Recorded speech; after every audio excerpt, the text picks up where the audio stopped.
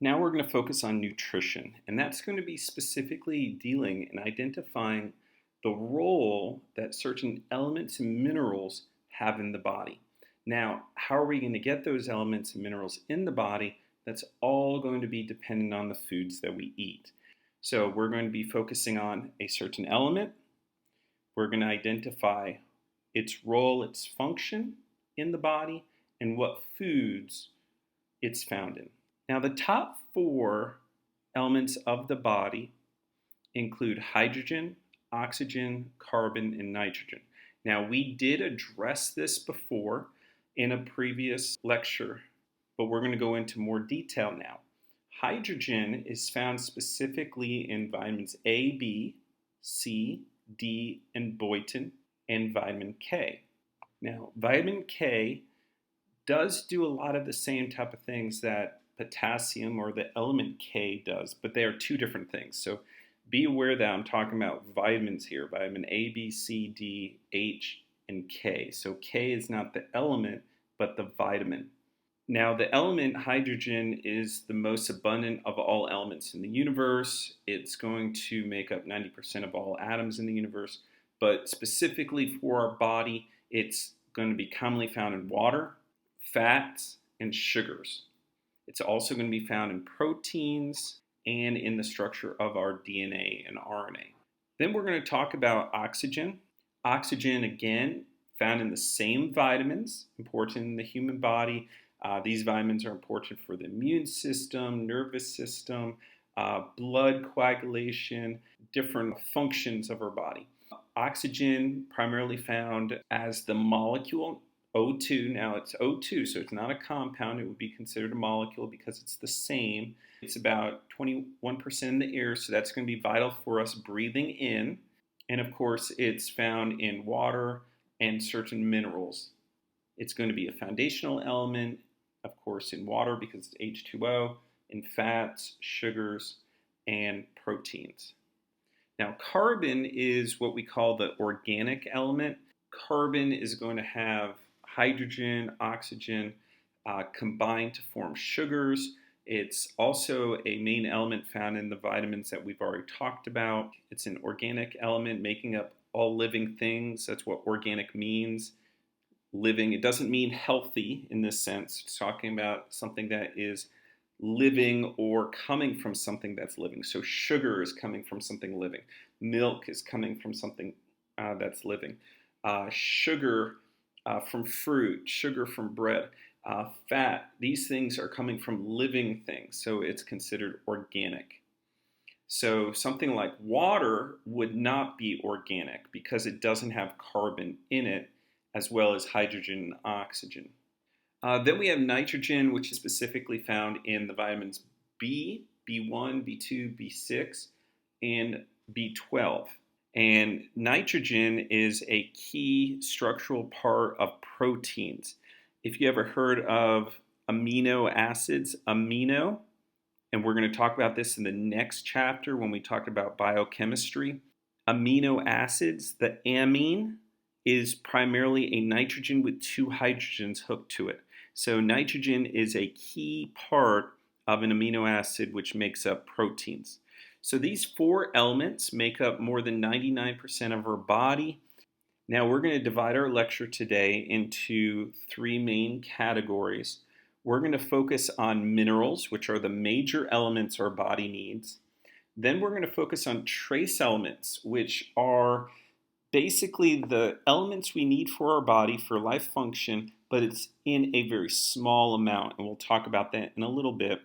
And then we have ultra trace elements, which are so tiny in small quantities, but if we take it in a larger quantity, it would be actually poisonous or toxic to us, in the same way trace elements could be as well. The dietary nutritional value that a person needs is going to fluctuate. It's going to maybe range to very, very high or a large amount to a very small amount. And what we're going to focus on, the FDA recommended daily allowance. It fluctuates between children, even babies, adolescents, and adults even men versus women will require different amounts. So if a woman is pregnant, their amount for that element may increase. If someone is going through a hormonal change, their need for that element increases. If someone is growing, okay, versus already an adult, maybe it's going to be different. So be aware as we're talking about these minerals, trace elements, and ultra trace elements, they may fluctuate between gender and age. Let's talk about the major elements first. The first one we're going to focus on is potassium. So what I want you to do is be able to identify, write down the element name, write down the symbol, write down the dietary allowance. So the FDA recommended dietary allowance, which is called the RDA. So this is going to be 2,000 to 3,400 milligrams per day. This is on a general scope. The values could vary or fluctuate depending on age or gender. And then what I'd like you to do is record what foods it's found in and what it does for our body. So potassium is primarily found in bananas. You can see in the pictures we have peanut butter, we have meats, we have sunflower seeds, potatoes, a lot of different vegetables. We have carrots. We have dried fruits like raisins or apricots. We have orange juice. It will overlap with other elements, but the main foods that you're going to focus on are bananas, peanut butter, potatoes, vegetables like carrots. These things that are up first are going to be the ones that carry the most of that element. Now, potassium is very important to regulate body fluid balance, osmotic pressure within the cells, and we'll talk about osmosis, balancing water versus the solute versus the solvent. One key importance is blood clotting, the blood coagulation to get the scab to stop from bleeding. People who deal with hemophilia, they have a genetic disorder to where their blood doesn't clot, the lack of platelets. Potassium is also important for the cell membrane transport, a lot of ions allowing for the movement of materials through the cell membrane. And as we said, if any people have a deficiency of potassium, you can change that by eating high potassium foods. And also, you can take potassium supplements. The element sodium, the symbol is Na.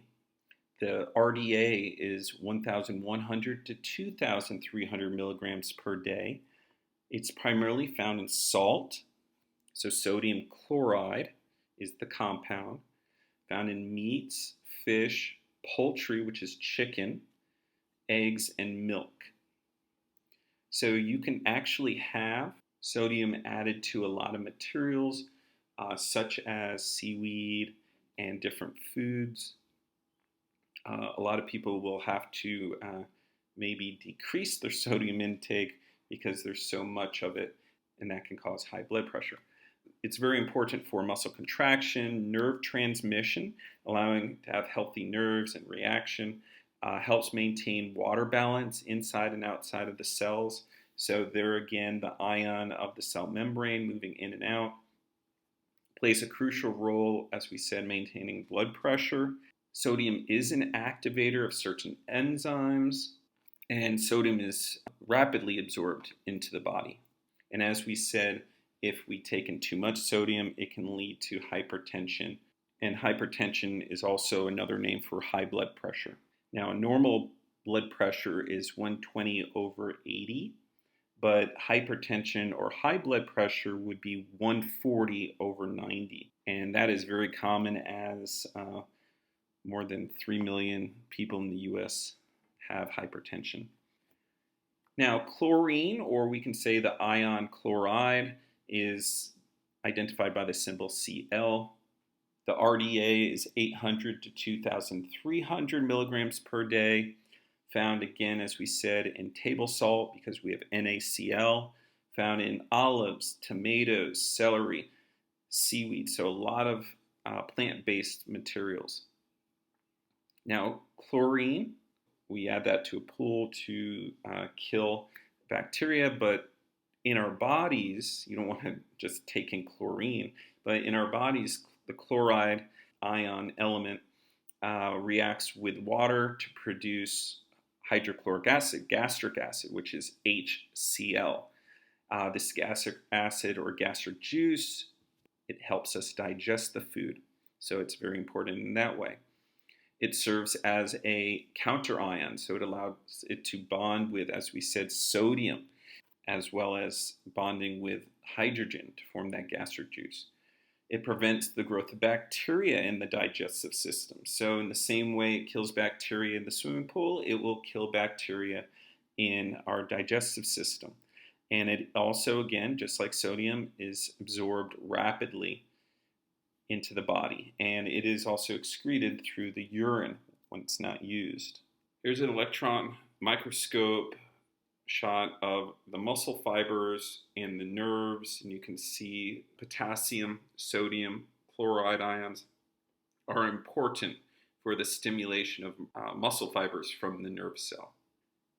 Calcium, the symbol is Ca, and the RDA is 800 to 1200 milligrams per day. It's found in milk, dairy products such as cheese, found in lots of vegetables, fruit, and almonds, a lot of seafood like salmon and sardines, beans and seeds. Calcium helps with bones and teeth, nerve transmission, muscle contraction and function. It's found in the skeletal system and other body tissues. Now, if you don't have a lot of calcium, it will lead to osteoporosis. So when a woman is pregnant, the baby is taking in a lot of these elements that the baby needs, right, through the blood, through the umbilical cord. And a lot of times when women aren't taking enough calcium, that's why they take a lot of prenatal vitamins. They actually have to increase their amount of RDA because the baby is kind of stealing a lot of these vitamins. So if a woman isn't taking a lot of calcium when she's pregnant, it can lead to early stages of osteoporosis, which basically the calcium is taken out of the bones and the bones become weaker and can easily break. Now, calcium does control processes in the activity of brain cells and cell growth, blood clotting, muscle contraction, and heartbeat. Phosphorus, the symbol is P, and the RDA of phosphorus is 700 to 1200 milligrams per day. Phosphorus is mainly found in meat, chicken, fish, eggs, grains, potatoes, garlic, dried fruit like apricots, and carbonated drinks. Anything that's carbonated would have, many carbonated drinks have phosphoric acid, which is used to produce the carbonation.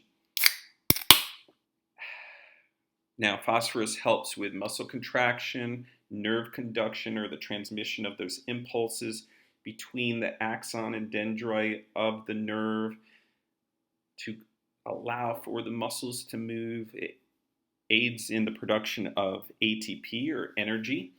And if you think about what is ATP, adenosine triphosphate. So how many phosphoruses, how many phosphates? 3. So phosphorus is very important for energy. You can't have energy without that P, without that phosphate, or 3 of them. It helps reduce pain after exercise. It repairs cells. It repairs cellular tissue. It aids in filtering out waste in your kidneys, as well as maintaining a regular heartbeat. Magnesium. The symbol for magnesium is Mg. The RDA is 300 to 400 milligrams per day, so we can see the amount is now going down. It's going lower. We still need it. It's primarily found in green leafy vegetables, and primarily raw green leafy vegetables, as well as nuts, soybeans, avocados, and whole grains. Now, magnesium is important for healthy bones, blood vessels, muscle function, nerve transmission, and energy formation. It's important for a healthy heartbeat to keep that steady, and it helps with blood glucose levels. It also helps with the plasma membrane, the cell membrane, the intracellular membrane, and nucleic acids in the cell. Then we have sulfur, and sulfur is actually undetermined by the RDA, even though it's considered a mineral. It is found in cabbage, beans, beef, clams, and this is primarily important for healthy hair, nails, and for the formation of certain amino acids and making of proteins. It's important for the activation of enzymes and protecting the body against certain microbes, viruses, and bacteria. Now let's move into the trace elements, the microminerals. Remember, this is going to be under 100 milligrams per day. We don't want to have more than that. Iron. Now, iron is primarily a metal, so I don't want to see you going out chewing on metal.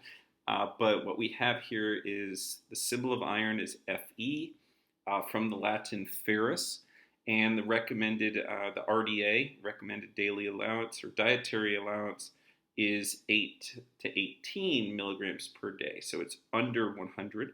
And this is found in, of course, meats like beef, apricots, which are your dried fruits, eggs, spinach, lima beans, poultry, bread, and seafood. The focus here is iron is going to help with your blood. Your primary element of the blood, of the hemoglobin, is iron. Heme referring to the iron at the center of the element. A lot of students think that your blood is blue. It's not. The center of your element is red. It's a dark red when it's inside your body. When you cut and it interacts with the oxygen of the air, it becomes scarlet.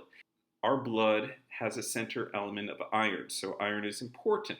Iron also, because it carries oxygen, it helps us with feeling like we have enough energy. So people who have an iron deficiency, they are going to feel weak and tired because they can't pick up and carry this oxygen.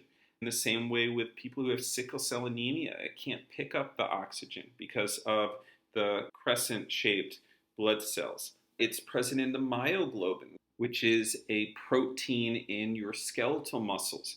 So myoglobin picks up oxygen in the muscle tissues, allowing us to move our arms and legs. It's present in enzymes, and you can see all these different enzymes end with an ASE. That means this is an enzyme that will have a certain function. So whenever we see ASE at the end, that means it's an enzyme. So enzymes usually break down or catalyze, speeds up a reaction to break down something or to put something together. Then we have zinc. Zinc is Zn. The RDA is 8 to 11 milligrams per day. This is found in lots of seafoods like lobsters, crabs, oysters, a lot of red meat, poultry, eggs, and then chickpeas and lentils. Zinc is important for the healthy immune system. A lot of people who had COVID over the past 2 years, they were told to take vitamin C, but also told to take zinc. And some people said once they took zinc, that really changed their, how they were feeling. Their immune system really strengthened, and they were able to overcome the virus. Zinc also helps with taste and smell. A lot of times when you take cough medicine, you'll see that it says it has zinc in it. Zinc protects the liver from chemical damage. Drinking lots of alcohol, even medicine like Tylenol, can affect or damage the liver. So zinc is going to help that. Many enzymes that we just talked about can be activated by zinc. Now, if you have a deficiency of zinc, that means you have a low amount, you're not getting a lot of zinc. This can cause serious disorders in humans, but also in animals. As we said, if we go over that 100 milligrams per day, it can be toxic. Now we have manganese. This is not magnesium. This is Mn, not Mg. The RDA is 2 to 3 milligrams per day. This is found in strawberries, a lot of fruits like strawberries, raspberries, pineapples, avocados, bananas. Can also be found in coffee and ginger and cloves. It promotes healthy growth, development, and cell function. It's needed for protein and fat metabolism to break that down. Blood sugar regulation. So drinking coffee is good. It does activate body enzymes, allowing to generate energy. It is a metal activator of certain enzymes, and the pyruvate carboxylase, you're going to recognize pyruvate from pyruvic acid when we talk about the Krebs cycle. So those who've had biology or you remember glycolysis in the Krebs cycle, this is going to be the key cycle that produces a mass amount of ATP or energy in your cell. And this is occurring in the mitochondria. So in life science, you might have heard, oh, the mitochondria is the powerhouse of the cell. It produces energy. Well, how and why? That's because of the Krebs cycle.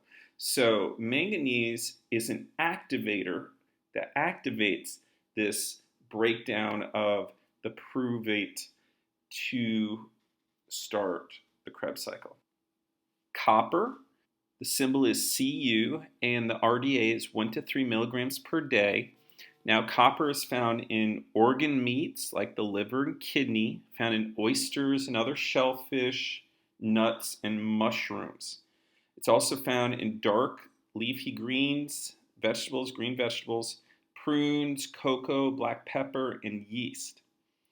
Now, it's a component of certain enzymes. As you can recognize, the ASE, very important for respiratory and red blood cell function. It's needed for healthy nerves, taste sensitivity, which is a key, and healthy bone development.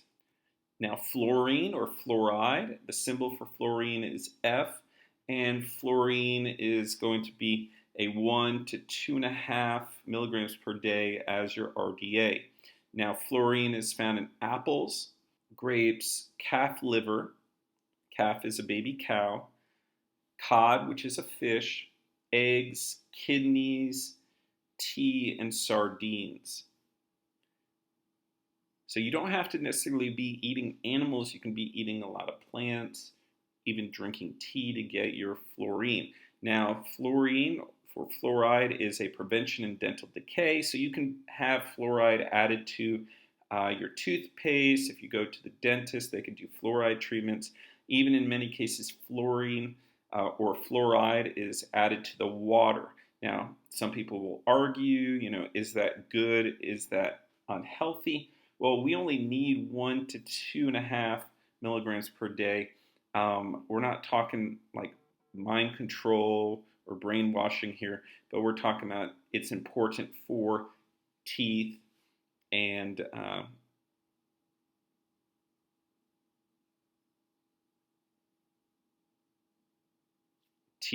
bones. Now, if you do take in too much of it, of course, it can cause the complete opposite, causing tooth decay, causing bones to be brittle in osteoporosis, can cause damage to the kidneys, nerves, and muscles. Now we're going to end with the ultra trace elements. Chromium. The symbol for chromium is Cr, and this is a capital C, lowercase r. The RDA is 20 to 35 micrograms. Now we're getting a lot smaller here. This is found in broccoli, apples, green beans, cheese, turkey, your potatoes, potato skins specifically, and whole grains. It's important for glucose metabolism to break apart glucose or the sugar. It may, from what scientists believe, it may prevent diabetes, reduce cholesterol, bring that high cholesterol down. Now we have selenium, that's Se. The RDA is 55 to 70 micrograms per day. This is found in tuna, shrimp, oysters, turkey, ham, chicken, eggs, cucumbers, mushrooms, and onions. It does detoxify many pollutants in the body, and some people think it helps prevent aging. It does aid the immune system, and some people believe it has been known to decrease asthma attacks. Um, it helps your cardiovascular system to prevent. It is a protector against cardiovascular disease, heart disease, as well as cancer, people believe. It does work to develop hormones in the thyroid gland. The thyroid gland is in the neck area. And the thyroid can help with metabolism, which can impact weight loss or weight gain. And selenium can also increase fertility, allowing one to get pregnant or reproduce. Then we have iodine, which is represented by the symbol I. The RDA is 150 to 300 micrograms per day. That's found in cod liver oil, which is a fish liver oil, iodized salt. So you can have salt, which is NaCl, iodine added to it.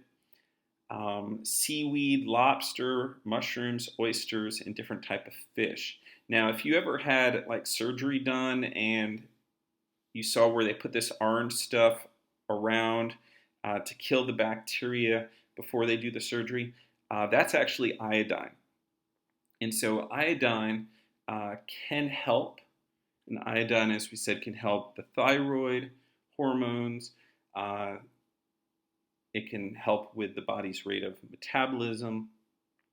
And most food doesn't have iodine in it. Of course, water doesn't. So that's why we have iodine added to salt. And if you lack iodine, this can lead to a enlarged thyroid gland, which is called a goiter. And as we said, the thyroid gland is found in the neck.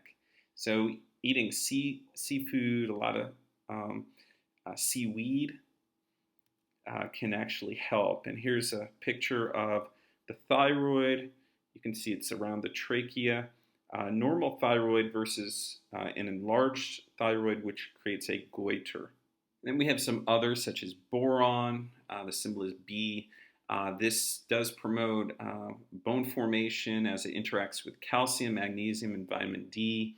It can synthesize or help in the formation of testosterone. It can be found in tap water and wine.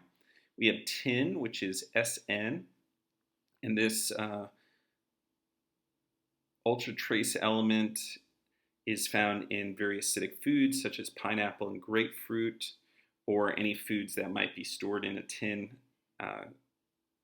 can or tin container. Then we have aluminum, which is Al, and this is, or aluminum, aluminum,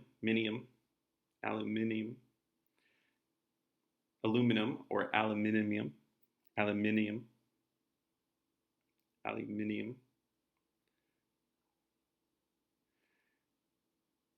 Now, aluminum can be reabsorbed in the gastrointestinal tract and excreted in the poop and the feces. It can be found in cheeses, baking powders, cake mixes, and pickled vegetables. Then we have silicon, which is Si. This does help with body growth, found in cereals.